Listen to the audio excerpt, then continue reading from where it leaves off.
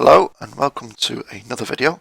This time it's a replay where me, Duffs and Alex are in Borsig's and we're assaulting on Siegfried land. So I'll just start the replay here. The point of putting this replay up is to sort of show that regardless of the tank that you're in and the matchup, that if you play sensibly you can still have a role. Now, I'm not the world's greatest player. I'm not going to be telling people, this is how you should play this tank on this map, in this game mode, or anything like that.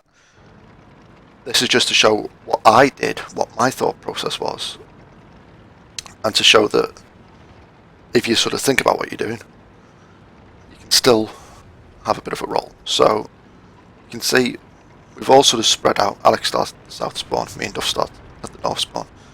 Duff's, in this game, doesn't do a lot, and me and Duff's are at quite a sort of similar skill level. I'd say Duff's is slightly better than me, but you might say otherwise, sort of thing. But we're both capable of having good games, and we're both capable of having bad games. And what happens to Duff's here could easily have happened to me. But I've decided to go to the middle, and try and get shots down the central roadway here. You can see there's a KV3 up ahead, so I'm going to try and get shots into him.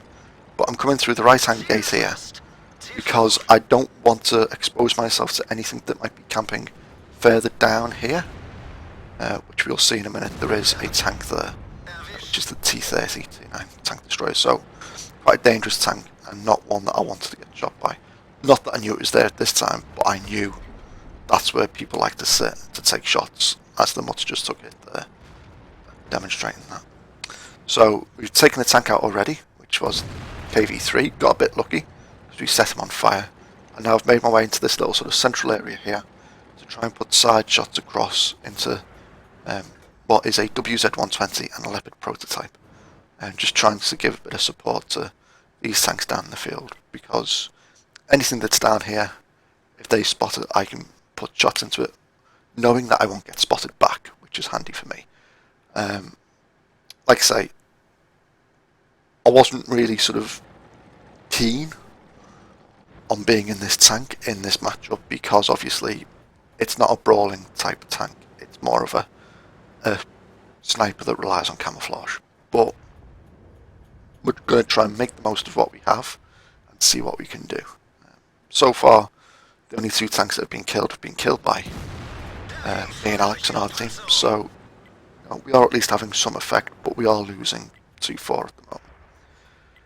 I put a shot into the 120 there. Try and put a blind shot in. I do put some blind shots into the 120. I'm not sure if that is the one that goes in though. But we see the T25-2 pop up here. I come around to see if I've got shots. He's coming up this slope, so I do. So myself, along with either the T95 there or the T10, puts a shot into him and leaves him as a one shot for either of us now, really. But like I say, I'm just trying to play sensibly here. Not expose myself, not get spotted, and just put shots in as and when I can. I'm not wanting to push into town because obviously, although most of the enemy tanks have been spotted, apart from the Indian Panzer and the artillery, it's going to put me into a situation where I'm going to end up brawling, and they've got 3 Tier 9 tanks that we can see all fairly close by, an AMX 5120, a Jag Tiger, and that T30 that's down that central corridor. Now, we do get quite lucky in this game, in that we're allowed to sit here and no one pushes out on us. It might be that in a different game we wouldn't have got away with doing this, but you've just, that's part of what you've got to do every game, isn't it? You've got to play the opposition that you've got in front of you. So this Tiger 1's pushed out here and just trying to take him out, because we don't want him getting out into the field, potentially getting shot into the back of us, because the WZ-132, which was last spotted up here, has taken out the artillery, which is down here. So we're expecting him to be down in the field now, and we think that's probably what's just spotted me then. Tiger's disappeared, there he is back up. I go to take a shot, but Alex gets a shot in first and tracks him, unfortunately for me, so my shot misses. See if I can take him out now, because Alex has left him to me, and I take him out. And you can see that we're sort of 5 minutes into the game, and I've not really moved much from this position, and I think I stay here, sort of in the field and up where I was for another minute or so still. So it's about 6 minutes into the game.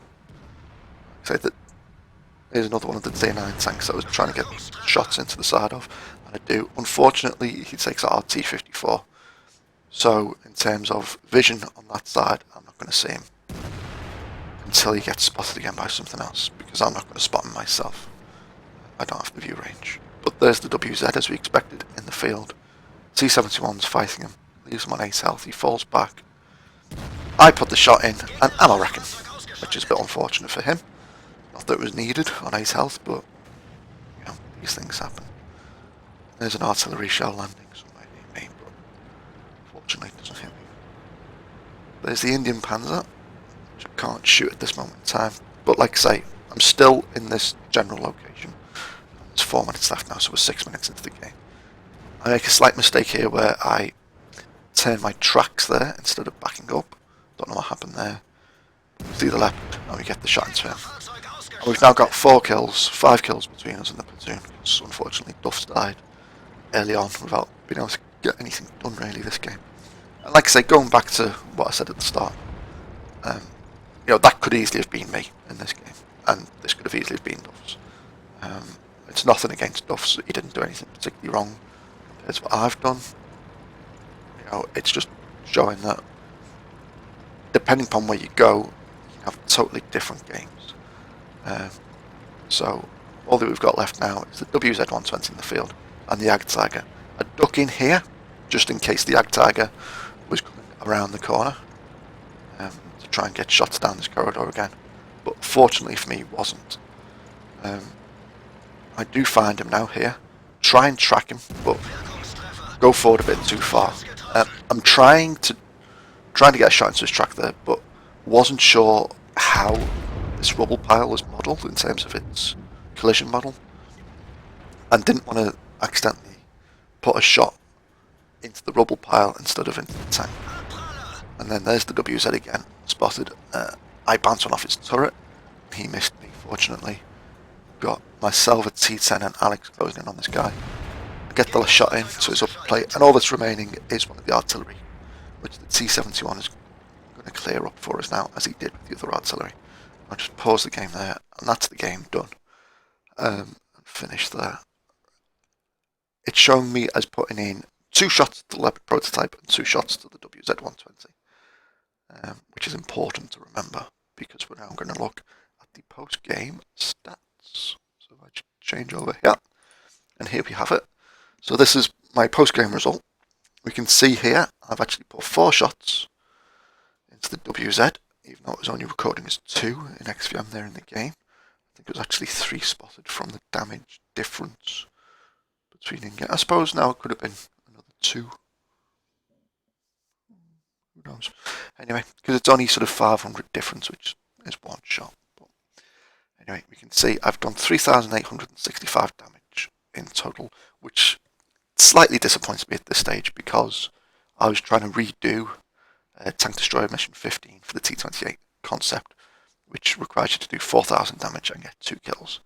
I was trying to do it for honours, having done it previously without, just so I didn't have to play artillery. But we can see I've put into a few shots here into plenty of tanks, and on the team score, it's me and Alex who finished first and second between us with 8 kills, which isn't too bad. Duffs did manage to get a shot in before he died.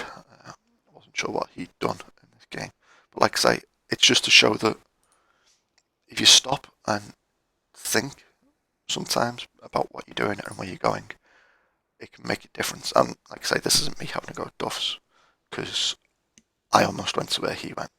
I only went where I ended up going because he was going where he was going, and I felt there's no point in having more than 1 tank in the same location.